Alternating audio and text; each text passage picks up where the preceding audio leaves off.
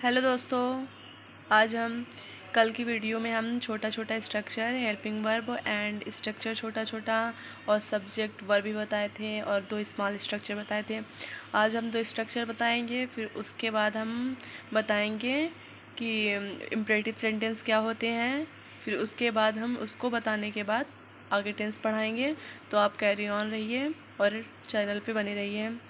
तो आज हम पढ़ाएंगे ब्रिंग का स्ट्रक्चर कि ब्रिंग अगर आ जाए तो कैसे हम स्ट्रक्चर यूज करें और यूज करके एक सेंटेंस बना लें। तो सबसे पहले हम ब्रिंग का मतलब जानेंगे। ब्रिंग मतलब क्या होता है। तो हम ब्रिंग मतलब कहते हैं, ब्रिंग का मतलब ये होता है लाओ या लाना। ब्रिंग मतलब लाना भी होता है और लाओ। तो हम सबसे पहले स्ट्रक्चर जानेंगे कि इसमें स्ट्रक्चर कैसे फॉलो करना है। तो यहाँ पे ब्रिंग है, सबसे पहले आपको ब्रिंग का करना है, फिर प्लस ऑब्जेक्ट है। तो अगर जैसे कि हम एग्जांपल्स भी बहुत सारे लिए हैं, उसको भी कराएंगे। पहले ये समझिए कि अगर कोई भी सब्जी लाओ आ गया, तो सब्जी तो वेजिटेबल होता है सब्जी का वो इंग्लिश में, और ऑब्जेक्ट लाओ आ रहा है तो हम ब्रिंग लगाएंगे। तो वैसे ही हमको स्ट्रक्चर को फॉलो करना है। तो इसमें हम 5 एग्जांपल देखते हैं। सब्जी लाओ, अगर लास्ट में लाओ आ रहा है, जैसे पानी लाओ तो ब्रिंग वाटर हो जाएगा। वैसे ही हमको फॉलो करना है।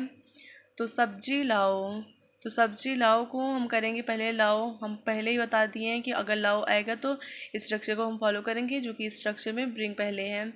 तो हम लाओ के लिए ब्रिंग यूज करेंगे, और फिर ये सब्जी है तो ब्रिंग वेजिटेबल। अगर आपको किसी को बोलना हो कि सब्जी लाओ तो आप ऐसे यूज कर सकते हैं, ब्रिंग वेजिटेबल। और दूसरा हम देखेंगे एग्जांपल में दूध लाओ। अगर आपको किसी को कहना है कि दूध लाओ तो आप इंग्लिश में ऐसे बोल सकते हैं कि ब्रिंग मिल्क। और हम तीसरा देखेंगे पत्र लाओ। अगर जैसे कि आप डेली यूज़ पे पत्र लाओ, कॉपी लाओ ऐसे बोलते हैं, तो आप वहाँ पे ऐसे बोल सकते हैं इंग्लिश में कि पत्र लाओ के लिए ब्रिंग लेटर, ताकि आपकी पर्सनालिटी को इन्हेंस करेगी। और हम चौथा देखेंगे चादर लाओ, तो ब्रिंग बेडशीट। और पांचवे में हम जाएंगे सबसे लास्ट, जो कि है चाय लाओ। तो हम इसको बोलेंगे इंग्लिश में ब्रिंग टी, जिससे आपकी इंग्लिश भी बहुत अच्छी होगी। आप छोटे छोटे स्ट्रक्चर पहले पढ़िए, हम बड़े भी स्ट्रक्चर आगे लाएंगे। तो आप कैरी ऑन रहिए चैनल पे, और चैनल को सब्सक्राइब करिए, लाइक करिए, प्लीज़ शेयर कमेंट ज़रूर करना। तो हम दूसरा स्ट्रक्चर देख लेते हैं, कीप प्लस ऑब्जेक्ट। कीप मतलब होता है रहो या रखना, ऐसे ही हम यूज करेंगे। जैसे किसी चीज़ का मतलब चलते रहना, लगातार कंटिन्यू आप जैसे बोलते रहो तो कीप टॉक ऐसे हो जाएगा। तो वैसे ही हम इसको फॉलो करेंगे। तो पहले हम कीप लगाएंगे जैसे कि लगातार कोई काम हो रहा है, और फिर प्लस ऑब्जेक्ट। तो हम सबसे पहले एक एग्जांपल देखेंगे, जो कि हम 5 एग्जांपल्स में भी लाए हैं। तो सबसे पहले हम देखेंगे कि बोलते रहो। अगर किसी चीज़ का कंटिन्यू होता है कि बोलते रहो, तो सबसे पहले हम वहाँ पे कीप टॉक लगाएंगे।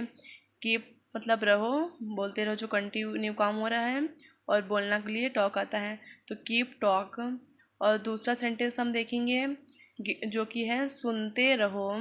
तो सुनना के लिए एक हियर भी होता है, एक लिसनिंग भी होता है, लिसनर, जो कि हम यहाँ पे हियर का यूज किए हैं। आप लिसन का भी यूज कर सकते हैं।